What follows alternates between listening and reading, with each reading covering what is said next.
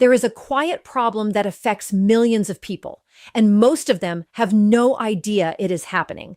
They feel tired more often than they should. Their energy drops without a clear reason.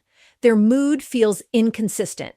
And over time, small health issues begin to appear. Nothing extreme, nothing urgent, just enough to make life feel harder than it needs to be. So they look for answers. They improve their diet. They try to sleep better. They even start taking supplements. But despite all that effort, something still feels off. And this is where things get interesting, because sometimes the problem is not what you are doing wrong. It is what you think is already right. One of the most overlooked nutrients in this entire conversation is vitamin D. Now, most people have heard of it. Some take it occasionally, some take it regularly, but very few people actually understand how it works inside the body or how much they truly need. And that gap in understanding can quietly affect your health over time. Let's start with something simple. Vitamin D is not just a vitamin. It behaves more like a hormone. It plays a role in your immune system, your bones, your muscles, and even your mood. Your body can produce it naturally when your skin is exposed to sunlight. But in today's world, that natural process is not as reliable as it used to be. We spend more time indoors. We use sunscreen. We live in environments where sunlight is limited or inconsistent, and as a result, many people are not getting enough. Now, here is where confusion begins. There are general recommendations for how much vitamin D people should take daily.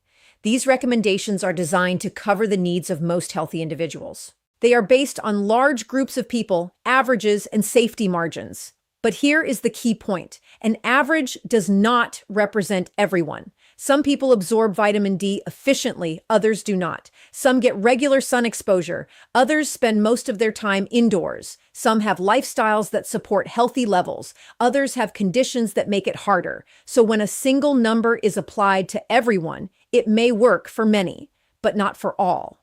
And this is where people start to feel the difference. They follow general advice, they take a standard dose, they assume everything is covered, but their body may need something different. Not extreme, not excessive, just different. And without measuring, they never really know where they stand. Now, before we go further, let's be clear about something important. This is not about saying that general recommendations are wrong. They serve a purpose. They provide a safe starting point for the population. But health is not one size fits all. It is personal, and understanding that difference is where real awareness begins. Let's look at why vitamin D levels can vary so much between individuals. The first factor is sunlight. Your body produces vitamin D when your skin is exposed to ultraviolet light, but the amount you produce depends on several things.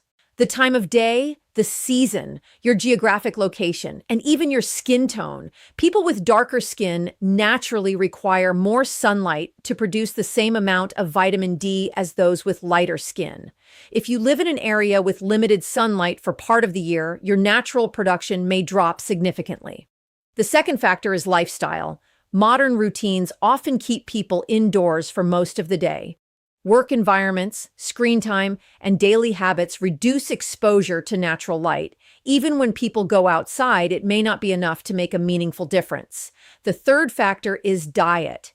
Vitamin D is found in a limited number of foods. Fatty fish, egg yolks, and fortified products contain some amounts, but often not enough to meet your full needs. This is why supplementation becomes part of the conversation. But again, the amount required can vary from person to person. The fourth factor is absorption. Not everyone processes nutrients in the same way. Body composition, digestive health, and overall metabolism can influence how well vitamin D is absorbed and used. This is why two people taking the same dose can have very different results. Now let's talk about one of the most common mistakes people make. They assume that taking a supplement automatically solves the problem. But supplementation without awareness is just guessing. You may be taking too little. You may be taking enough. Or in some cases, you may be taking more than your body actually needs. Without proper feedback, you are operating without clear direction. This brings us to an important concept: measurement. If you truly want to understand your vitamin D status, The most reliable way is through a blood test. This gives you a clear picture of where your levels currently stand. From there, adjustments can be made more intelligently, not based on assumptions, but based on actual data. Now, does this mean everyone needs constant testing? Not necessarily. But if you are experiencing symptoms, or if you want to optimize your health, having that information can be valuable. Another important point is balance. More is not always better. Just as low levels can be a problem, excessive intake over long periods may also create issues. This is why a balanced, informed approach matters. Instead of chasing high numbers, focus on reaching and maintaining a healthy range. Consistency matters more than extremes. Let's bring this back to real life. What should you actually do? Start with awareness. Understand that vitamin D plays a role in your overall health. Recognize that your needs may not be identical to someone else's. Look at your lifestyle. How much time do you spend in sunlight? What does your diet look like? Do you rely heavily on indoor routines? If needed, consider testing your levels to get a clearer picture. From there, adjustments can be made gradually, not rushed, not extreme, just steady improvements. And most importantly, pay attention to how your body responds. Energy levels, mood, general well-being. These are signals. They tell you whether something is improving or needs adjustment. Health is not built in a single decision. It is built through consistent, informed choices over time. Before we finish, there is one more thing to remember.